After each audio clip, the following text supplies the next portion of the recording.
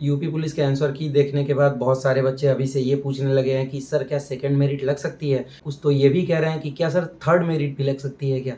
तो क्यों लगता है सेकंड मेरिट या थर्ड मेरिट? इसके बारे में जानते हैं।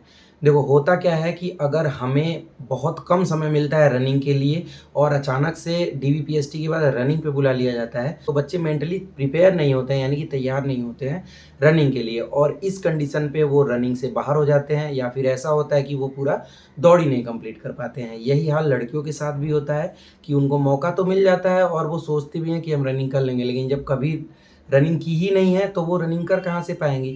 तो ज़्यादा से ज़्यादा बच्चे यानी कि लगभग 40% 50% बच्चे रनिंग से बाहर हो जाते हैं। अब आपको ये पता होना चाहिए कि वैकेंसी का 3 गुना बच्चा मतलब जिसमें लड़के और लड़कियाँ दोनों शामिल हैं, उनको बुलाया जाता है डीवी और पीएसटी के लिए, कुछ उसमें बाहर हो जाते हैं। अब ऐसे समझो कि 60,244 का 3 गुना करोगे तो लगभग 1,80,000 से कुछ ज़्यादा मतलब 1,80,600 कुछ लोगों को बुलाया जाएगा। बहुत सारे डॉक्यूमेंट वेरिफिकेशन में बाहर हो जाएँगे, बहुत सारे लंबाई में बाहर हो जाएँगे, सीने में बाहर हो जाएँगे। उसके बाद रनिंग के लिए बुलाया जाएगा तो उसमें भी बाहर हो जाएँगे। तो ऐसा होता है कि बच्चे इतने कम हो जाते हैं कि 60,244 पद भी नहीं भर पाएँगे, तो इस वजह से सेकंड मेरिट लगाई जाती है।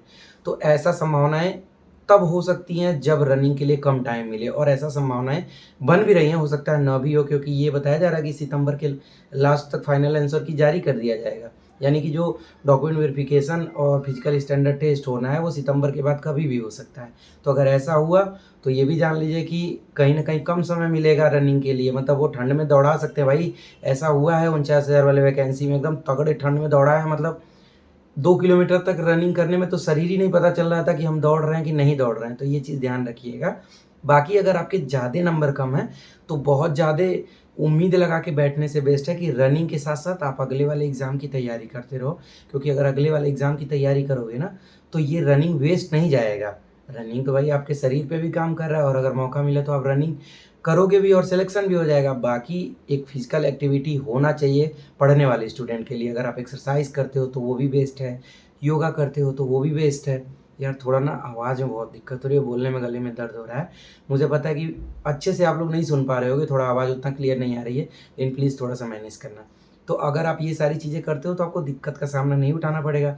आने वाले समय में वैकेंसियों की लाइन लगने वाली है और ये चीज़ मैं प्रूफ़ के साथ कह रहा हूँ क्योंकि ये अपने योगी जी ही कह दिए हैं, यानी कि उत्तर प्रदेश के मुख्यमंत्री जी ये चीज़ पब्लिकली अनाउंस कर दिए हैं, तो उस चीज़ के लिए आपको तैयार रहना है। वर्दी मिलनी चाहिए, 1 तारीख को सैलरी अकाउंट में क्रेडिट होना चाहिए और उन लोगों के मुँह पे ताला बंद करना है जो लोग ये कहते हैं कि अबे तुमसे तो कुछ नहीं हो पाया, खाली फालतू घूमते हो, तुम्हारे बस की है नहीं। तो सेलेक्ट होइए और अपने सिलेक्शन से उनको जवाब दीजिए। ऐसे नहीं कि भाई तुम क्या बोलते हो, काहे नहीं होंगे, ज़रूर हो जाएँगे, ऐसे कोई नहीं सुनता भाई। सफल लोगों की लोग सुनते हैं और फिर उस मुँह से बड़ाई सुनने में इतना मज़ा आएगा कि बाबू हमें तो पता रहल कि एक न एक दिन तू ज़रूर नाम करबा। फिर मन में लगेगा कि भैया अब क्या ही बोलें, कुछ चीज़ें पब्लिकली नहीं बोली जा सकती। तो उस दिन के लिए आपको पढ़ना है। देखो ये चीज़ ध्यान रखो कि लगभग 70% आपकी तैयारी है, 10 से 20% ही कमी रह गई है आपको सेलेक्ट होने के लिए। तो बस वही 10 से 20% और मेहनत करना है, नए तरीके से पढ़ना है, बाकी पुरानी चीज़ों को रिवीज़न करना है। और जानते हैं जब कोई चीज़ हम नहीं पा पाते हैं ना तो मेहनत करना नहीं छोड़ना है, तरीका बदलना है। मतलब जो तरीका हम अभी तक लगा रहे थे ना वो तरीका शायद सही नहीं है।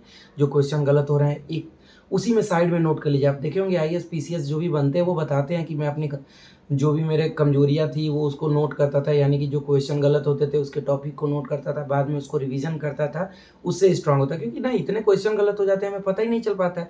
फिर हम कहते हैं यार हमारा तो पीवाईक्यू में कम नंबर आ रहे हैं, हमारे तो मॉक में कम नंबर आ रहे हैं। भाई नंबर बढ़ेंगे कहाँ?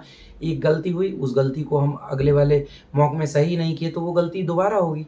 लेकिन अगर उसको हम सही कर लेते हैं यानी कि दोबारा पढ़ लेते हैं, तो वो गलती हमसे होने की संभावना ही नहीं होगी। तो उस गलती को सुधारिए, तभी आपके मॉक में नंबर बढ़ेंगे। तो उम्मीद है कि आप समझ गए होंगे, मेरे सभी चीज़ों का क्या मतलब निकल रहा है। तो बस ऐसे ही आप लोगों को ज्ञान इस चैनल पे मिलता रहेगा, जो आपके लिए काफ़ी हेल्पफुल होगा। देखो मुझे पता है कि आप बहुत जानते हो और ये भी आपको पता है कि आप अपने गलतियों से सीखते हो, लेकिन उम्र कम पड़ जाती है अपने गलतियों से सीखने के लिए, तो दूसरे की गलतियों से भी सीखिए।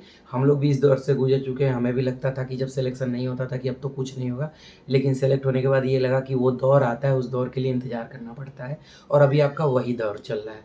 तो वीडियो अगर पसंद आए हो, आपके लायक बातें हो रही हैं, आपके लिए कोई फ़ायदेमंद बातें इन वीडियो में से मिल रही हों, तो आप वीडियो को लाइक करिएगा और बताइएगा कि कौन-सी लाइन आपको ज़्यादा अच्छी लगी। अगर चाहते हो कि आप लोगों को और अपडेट मिलता रहे तो चैनल को सब्सक्राइब कर लीजिएगा। मिलते हैं अगले वीडियो में, तब तक के लिए अपना ध्यान रखिएगा। Bye bye.